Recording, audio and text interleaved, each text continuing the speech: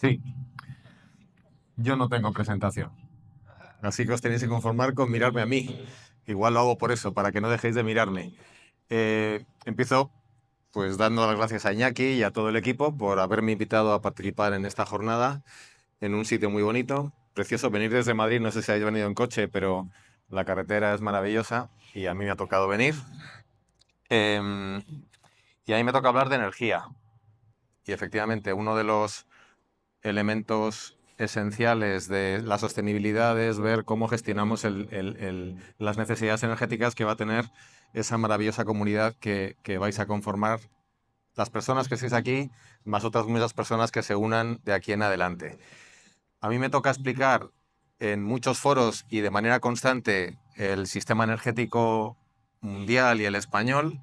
Y la primera diapositiva que no traigo, pero que a veces sí traigo, es aquella que nos recuerda que en un país como España, en el que tenemos la impresión de que estamos yendo muy ambiciosos en la transición energética hacia las renovables, y hay todo este debate de la cantidad de huertos solares que se están construyendo por todas partes, las polémicas con los molinos, parece que incluso todas las energéticas que hasta hace no mucho consideraban que las renovables eran un inconveniente para su modelo de negocio, han cambiado muy rápidamente y se han convertido en los paladines de la transición energética hacia las renovables. Es decir, tenemos una impresión general de que efectivamente un país como el nuestro es vanguardia en la transición energética hacia las renovables y, sin embargo, esa diapositiva que no he traído, pero que así me miráis a mí, y que cuenta una cosa muy dramática, que es que en España el 80% de la energía final que se consume es fósil.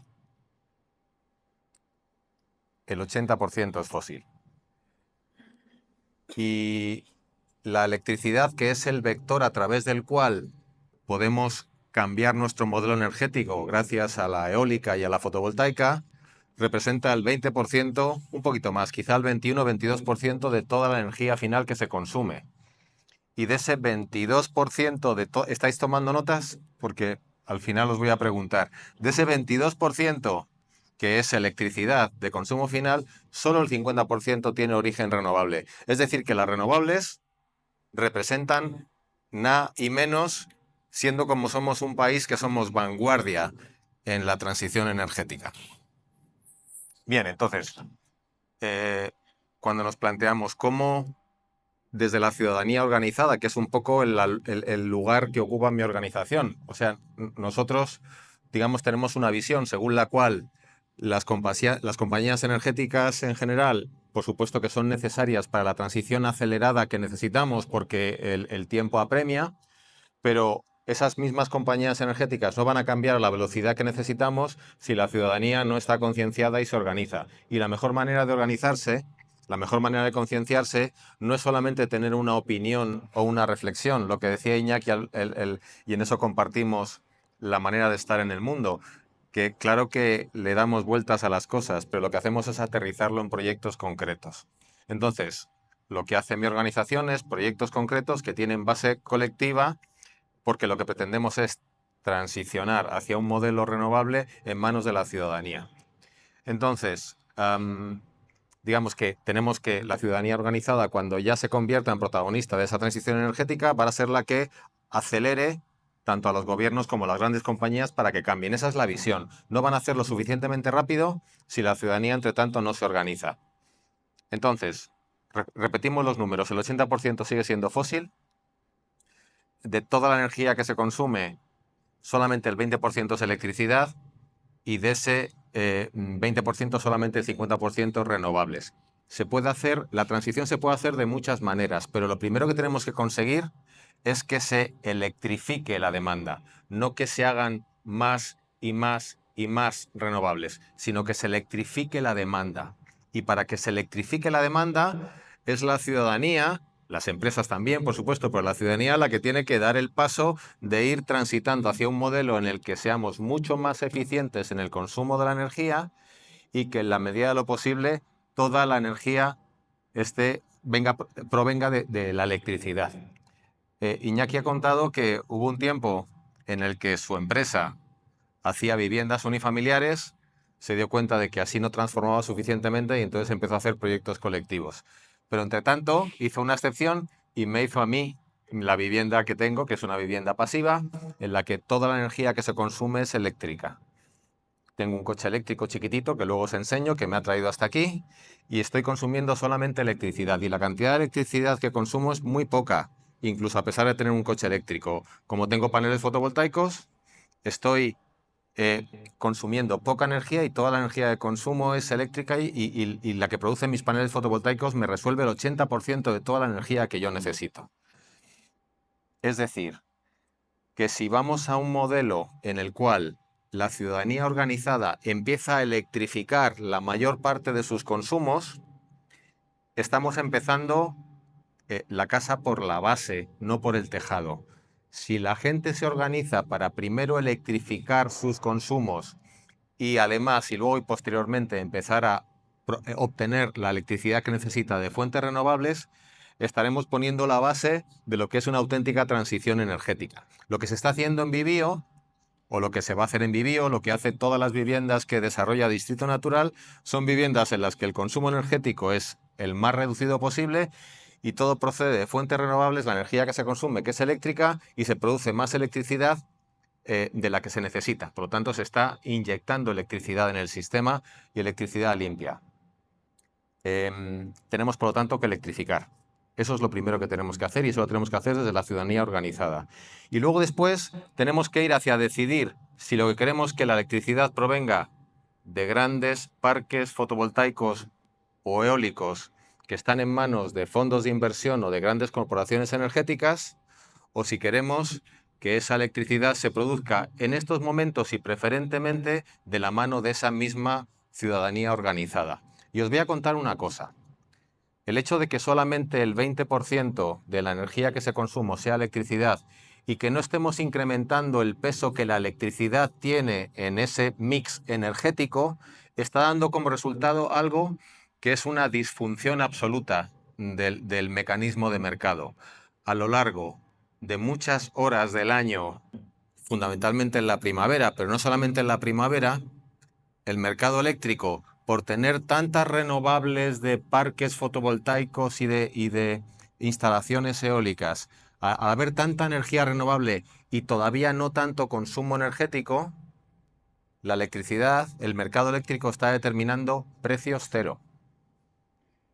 No sé si esto se entiende bien, pero en el mercado eléctrico se encuentran los productores de electricidad y las comercializadoras que compran electricidad. En los momentos en los que hay sobreproducción de energías renovables, como las energías renovables que una vez está puesto el aerogenerador o el panel fotovoltaico ya producen sin en principio pedir precio, el mercado, digo, cuando toda la demanda se cubre con renovables, el precio es cero.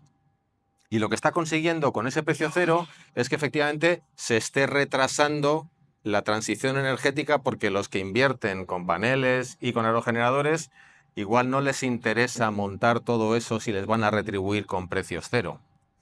Entonces, en este momento, y eso es lo que defiende organizaciones como la mía, ahora mismo no hay que hacer grandes parques fotovoltaicos.